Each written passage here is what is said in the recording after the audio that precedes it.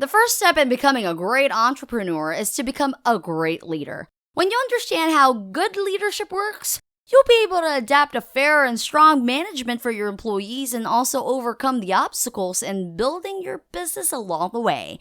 But where exactly do you start? And what are the qualities that you need to have? And what are the qualities that you need to have in order to achieve this?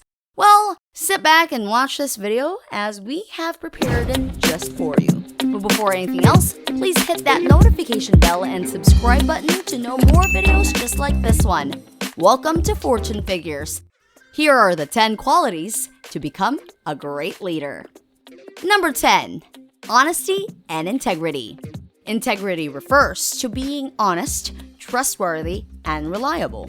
Leaders with integrity act in accordance with their words and own up to their mistakes as opposed to hiding them, blaming their team, or making excuses. They give promises carefully, even reluctantly, but once they have given that promise, they follow through on that promise without fail, and they always tell the truth.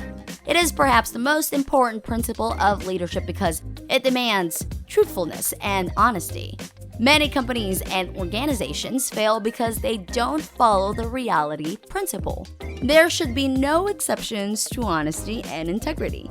Integrity is a state of mind and is not situational. If you compromise your integrity in small situations with little consequence, then it becomes very easy to compromise on the small situations.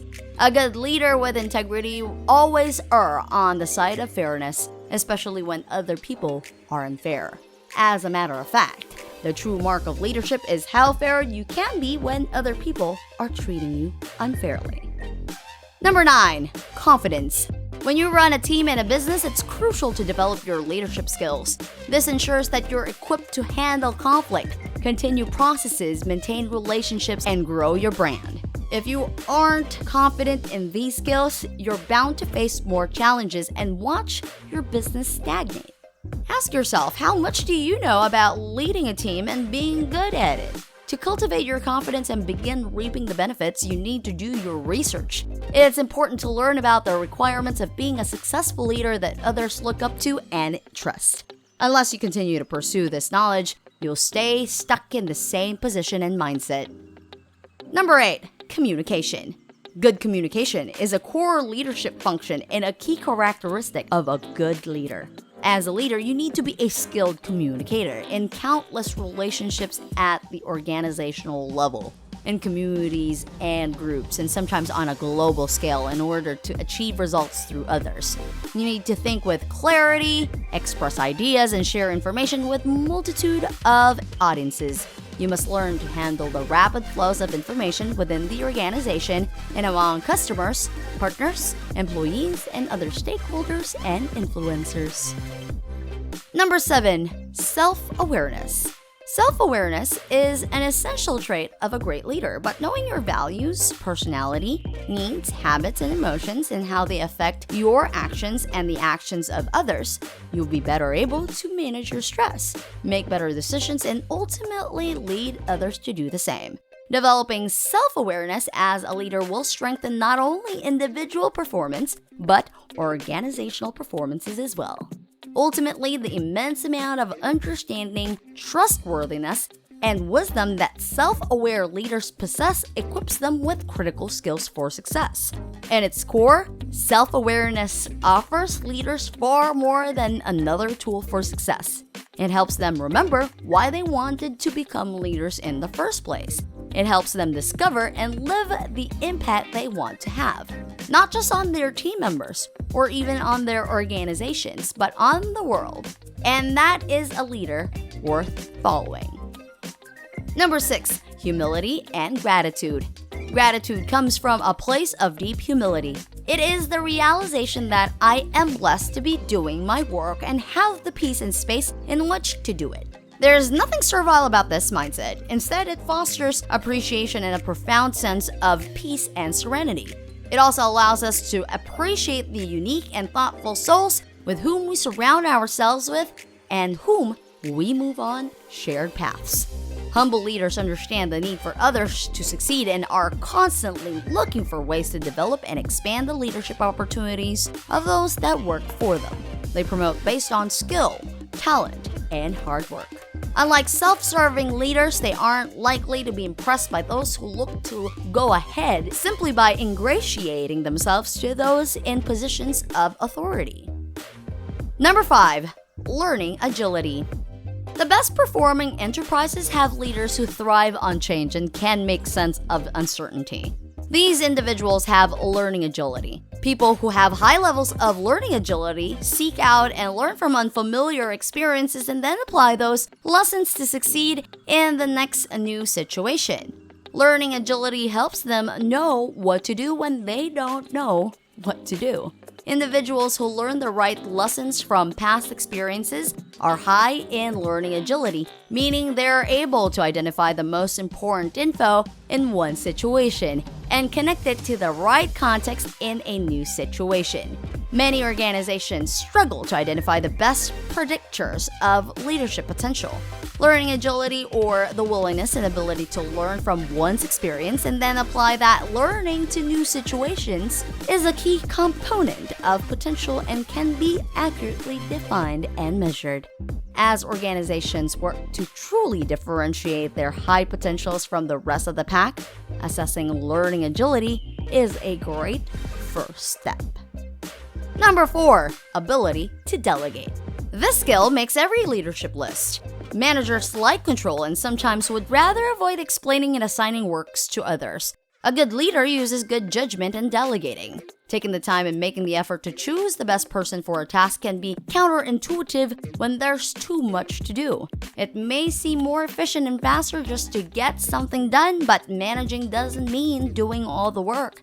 It means dividing the work and tracking it to make sure it gets done. A delegating leadership style is a low-task and relationship behavior approach to leadership where a leader empowers an individual to exercise autonomy. Employing this approach entails providing the individual with the big picture, then trusting them to deliver agreed-upon results. Leaders also need to consider what not to delegate. For example, they should never delegate items that are related to the core duties of a leader, such as compensation decisions or performance decisions. Nor should they ever delegate anything that legal or business regulations do not allow them. Number 3. Empathy. Empathy is the ability to understand and be sensitive to another person's feelings, thoughts, and actions. Essentially, it means being able to put oneself in others' shoes and imagine how they must be feeling in certain situations and why they act the way they do.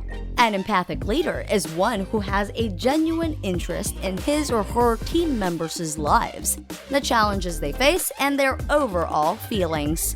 This kind of leader makes an effort to understand their situations and what they are going through in order to offer support and help. Empathy is a key element of servant leadership as well, although not all empathic leaders practice servant leadership. Overall, an empathic leader interacts with others in a way that leaves them feeling safe and cared for, and as though they have a connection based on trust. Number 2. Courage. A courageous leader guides their staff without stamping out creativity. They lead by example and they stand at the helm of the company, giving everyone behind them the confidence to do their jobs to the best of their ability.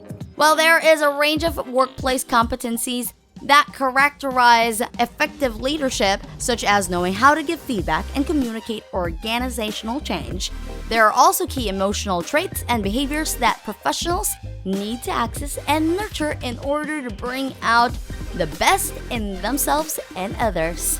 Among those traits is courage.